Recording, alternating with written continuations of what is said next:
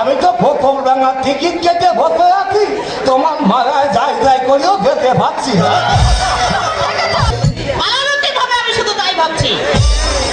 আমার মনে হয় চুপি চুপি পায়ে হেঁটে পালিয়ে গেছে। কাল রাত্রে যখন আমি শুতে যাই তখন 10:30 বাজে। আমার বেশ মনে আছে সারদা তখন একটু বাসনপত্র গোছাচ্ছিল। সবাই ঘুমোলে পালিয়েছে, আমি কোথায় জানতাম যে ওর ভূতের ভয় নেই।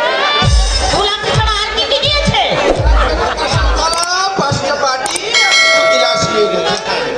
যতদিন পর্যন্ত আরেকটা ঘি না পাচ্ছি ততদিন তুই একা একা সব সামলাতে পারবি তো?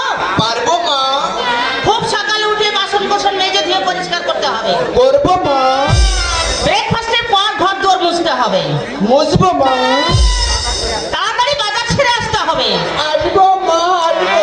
হাত পেলে আবার জিনিসপত্র নিয়ে পালাবি না তো? পালাবো মা। কি?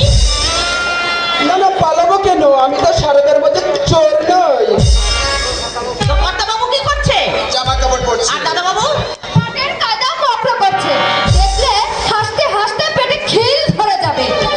এই এক ছেলে দিনরাত শুধু নাটক আর ক্লাব, ক্লাব আর নাটক ছাড়া এই সংসারে আর কিছুই বোঝে না। বিয়ের নামে আনন্দ মানুষ লাফিয়ে ওঠে, অথচ দাদা একেবারেই নির্বিকার। ও দিদিমণি,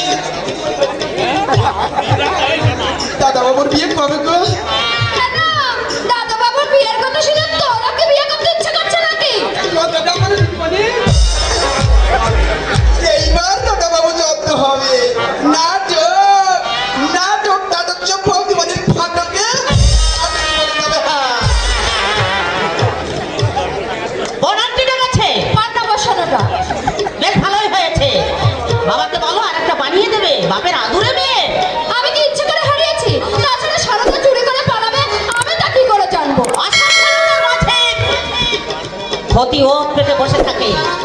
একটু অসাবধান হলেই ক্ষতি এসে হাজির হয়। নিজেদের বাড়িতে সবসময় ঘরের চোখ মেলে থাকতে হবে না। নিজের বাড়ি তো দূরের কথা, নিজের মনকেও প্রহরীর চোখে পাহারা দিতে হয়। তা পাহারা না দিলে যে কোনো মুহূর্তে অন্ধ মন পথ হারিয়ে ফেলতে পারে। একথা বলছো কেন মা? আমি একটু স্বর্ণদার সঙ্গে মিশি সেই জন্য, তাই না? আমি কি স্বর্ণবিন্দুর নাম ধরে কথা বলেছি? তবে তুমি বুঝলে কি করে? কি বুঝলাম কি করে? নিশ্চয়ই বাবার কাছে শুনেছো। কি বলতো? বাবা নাকি স্বর্ণদার বাবাকে বলেছে স্বর্ণদার সঙ্গে আমার বিয়ে দেবে। ওই ছেলেকে বিয়ে করব আমি। দাদা বাবুর বেলায় ঘটক লেগেছি, দিদিমণির বেলায় ঘটক লাগবে না। না লাগবে না। তুই কি ভাবিস আমি স্বর্ণকে বিয়ে করব? তুমি না করলে কি হবে ও দিদিমণি? ওই সন্ধ্যা দাদা বাবুই তোমাকে করবে।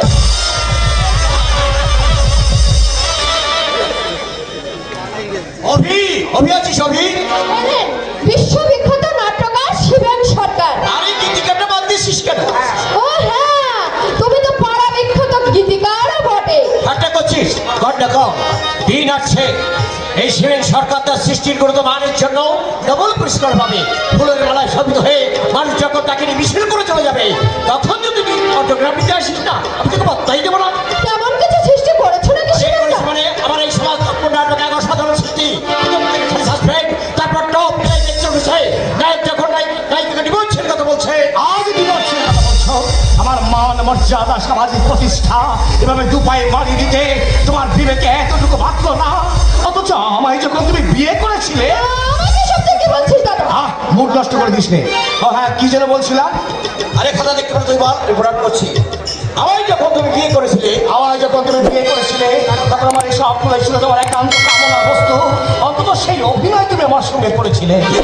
জীবনকে রেশমি সুতোর মতো যুগের হাওয়ায় উড়িয়ে দিলে তাতে ভোগের ক্ষুধা নিবৃত্তি হয়, কিন্তু জীবন তাতে জীবনের ঠিকানা হারিয়ে ফেলে। লিখেছিস মাইরি।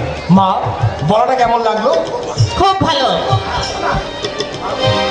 ভালোটা তুমি মন খুলে বললে না, সত্যি করে বলো না কেমন লাগলো। আরে বাবা বলছি তো ভালো। না না, আগে ভালো করে বলো কেমন লাগলো। ছাড় না বাবু, বলছি তো।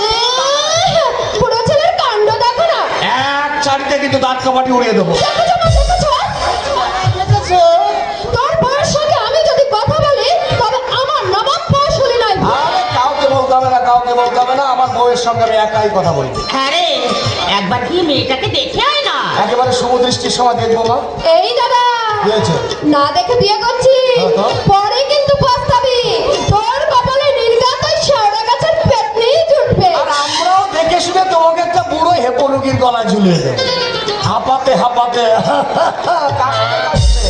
তোমাকে আদর করতে করতে বলবে ভাবি আমি তো ফোকর ভাঙা টিকিট কেটে বসে আছি, তোমার মারায় যাই যাই করেও যেতে পারছি না। তুই ওর কথায় কান দিস নে। আচ্ছা ঠিক আছে ঠিক আছে, আমি আমার পাটে মন দিচ্ছি। হ্যাঁ রে, ও অভিকে নিয়ে তুই একবার যাবি? আরে যাওয়ার দরকার কি? ওই বিজল বাবুর মুখে শুনেছি মেয়ে খুব ভালো। ছবিতে তো দেখেছি তত তো মেয়ে সুন্দরী হবে। শিবেন্দা চলো, তুমি আর আমি গিয়ে একদিন মেয়ে দেখে আসি। আরে তোর আর আমার যায় কোনো ফায়দা হবে না, যে বিয়ে করবে দেখা দরকার তা।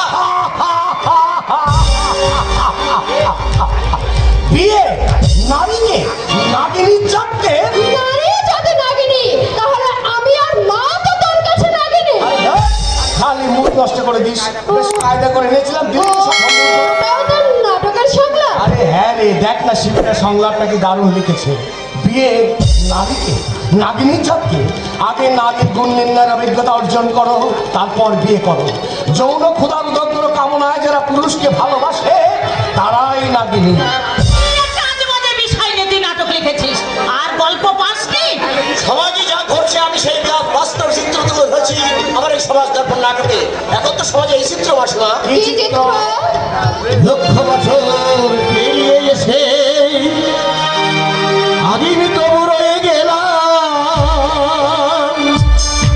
পুরনো পাত্রে, নতুন সুরা বদল মাত্র হয়ে গেলাম। লক্ষ বছর পেরিয়ে এসে আমি তো রয়ে গেলাম পুরনো পাত্রে, নতুন সুরা বদল মাত্র হয়ে গেলাম। লক্ষ বছর পেরিয়ে এসে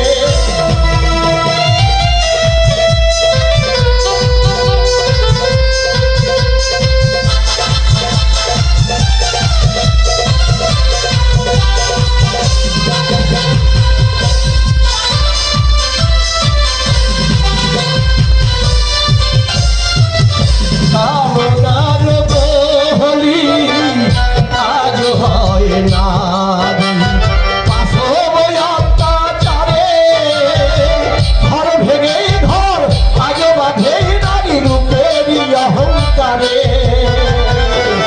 কামনার বহলি আজ হয় না, পাশব অত্যাচারে ঘর ভেঙে ঘর আজ বাঁধে নারী রূপের অহংকারে। দেহের পরনে পরে শিবস্ত্র স্বভাবে দাদুনে হয়ে গেলাম। লক্ষ বছর পেরিয়ে এসে আমি তবু রয়ে গেলাম পুরনো পাত্রে, নতুন সুরা বদল মাত্রে হয়ে গেলাম। লক্ষ বছর পেরিয়ে এসে, লক্ষ বছর পেরিয়ে এসে, লক্ষ বছর পেরিয়ে এসে। নিজের সুর নিজের রচনা কেমন লাগলো মাসিমা? ভালো। গানের অন্তর্নিহিত অর্থ কাউকে প্রেরণা যোগাবে, আবার কাউকে গভীর চিন্তার মাঝখানে ঠেলে দেবে। মাসুমের কথা কি বুঝলি? তুমি একজন বিরাট কপি। জীবনের কথা বল। আরে দূর, ওর কথা কাঁদ দিচ্ছিস কেন? একটা মানুষ নাকি? হ্যাঁ নায়িকা আসবে। ওই আসবার তো কথা। এক ভাগ পাঠ এবার ঠিকানা সব কিছু দিয়ে এসেছি। তুই নাটের পরিচালক, আমরা কে কেমন ছিল সব কিছু তাকে বলতে হয়েছে। তাই এত সব বলতে গেলি কেন? আরে ভদ্রতার সঙ্গে অভিনয় করেন না, এই তা দেখতে কেমন রে? দারুণ। আচ্ছা আচ্ছা। এই দাদা, হ্যাঁ? সামনে তোর বিয়ে, একটু সাবধানে থাকিস। ওরে আমাকে নয় শিবেকে বল, শালা এক নম্বরে হ্যাংলা, ভয়ঙ্কর দৃষ্টিদোষ। এই, তোর ওই দৃষ্টিদোষটা একটু সামলা, বুঝতে পেরেছিস? নইলে যদি কোনো উঠতি বয়সে সভ্য নাগরিকদের পাল্লায় পড়ে যাস, ধরে তোর বদ অভ্যাসগুলো একেবারে রিপেয়ার করে দেবে। শিবেন্দা, তুমি বিশ্বাস করিনি তো আমি কবি হব। ওই ষষ্ঠ সুন্দরের প্রতি আমার সহজতা আকর্ষণ আমার ভক্তরা বুঝবি। বলিস আমি তুলে আছি।